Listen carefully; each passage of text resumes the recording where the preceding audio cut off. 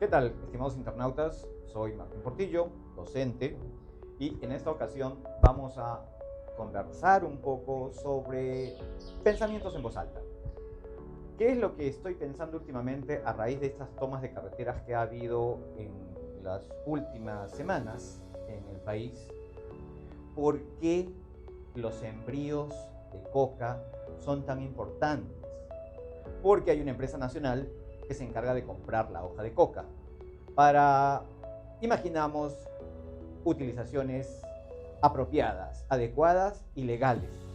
Sin embargo, sabemos que no toda la producción de coca es utilizada legalmente, es decir, la producción termina en lo que llamamos mercados ilegales. Allí hay un problema. Si hay personas adultas que desean consumir papa a la huancaína o ceviche con crema chantilly, ¿habría derecho a decirles que no coman eso porque les va a hacer daño? ¿Habría derecho a decirles que la crema chantilly es adictiva, tiene demasiados azúcares o grasas y puede generarles enfermedades y por lo tanto es mejor prohibir la crema de chantilly? Probablemente ustedes digan, por cuestiones de salud podría ser, pero la mayoría, me imagino, concordará conmigo, no va a aceptar semejante prohibición.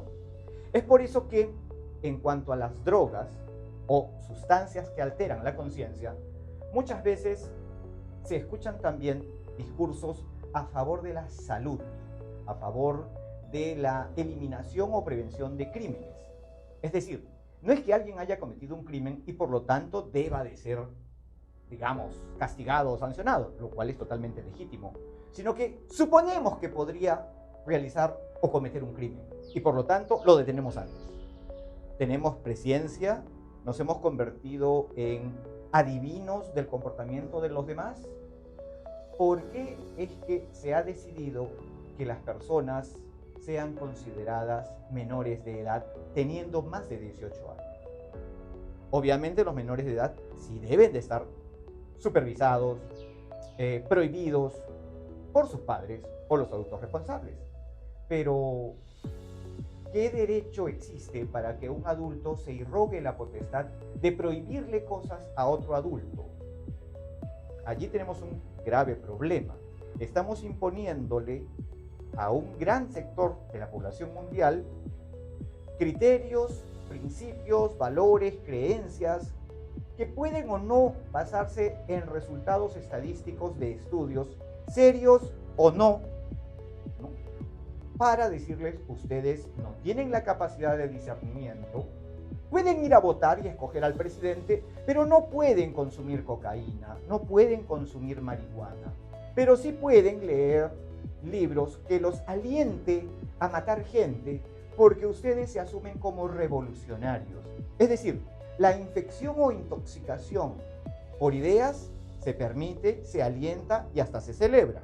Sin embargo, el simple uso de sustancias que podrían relajar o proporcionar cierta energía o vitalidad a las personas está totalmente prohibida. Y bajo esquemas punitivos tan drásticos que generalmente se crean incentivos para poder saltarse esa prohibición, generándose, ¿qué efecto? La corrupción de los funcionarios encargados de hacer cumplir esas normas, la corrupción de los cuerpos policiales y lo peor, las víctimas que terminan siendo los propios policías y las propias personas consumidoras, ya que lamentablemente en esta persecución de enemigos públicos números unos, ¿no?, los policías terminan bajo amenaza, bajo fuego de los narcotraficantes. Y los pobres consumidores, que en su ferviente, ardiente y legítimo deseo de consumir se ven prohibidos, quedan a merced de inescrupulosos proveedores que mezclan las sustancias supuestamente puras con cualquier menjunje y se lo ofrecen como si fuera un producto de calidad. Por eso mismo es tan difícil determinar cuál fue la dosis correcta, porque no sabemos y no se puede saber cuál es la dosis adecuada, cuál es el nivel de pureza de la sustancia ingerida. Aquí hay problemas gravísimos en cuanto a los derechos fundamentales de las personas.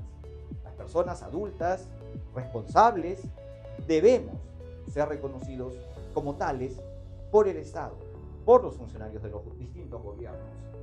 Y nuestras variables formas de considerar lo bueno y lo malo, siempre y cuando no violen los derechos básicos de los demás, deberían ser morales respetables, códigos morales en competencia.